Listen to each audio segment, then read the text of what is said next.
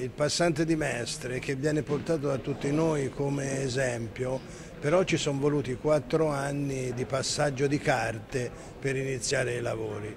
Noi abbiamo bisogno di semplificare e abbiamo bisogno di velocizzare tutto questo.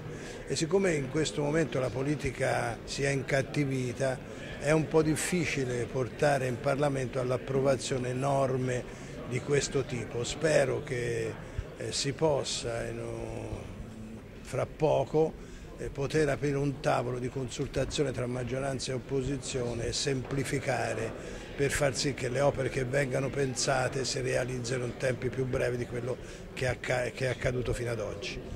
L'apertura verso est è fondamentale per le nostre imprese perché i mercati dovranno, appena riprende l'economia, anche svilupparsi all'est dell'Europa e quindi l'apertura verso quei paesi, velocizzando i trasporti, è indispensabile per rendere le nostre imprese competitive.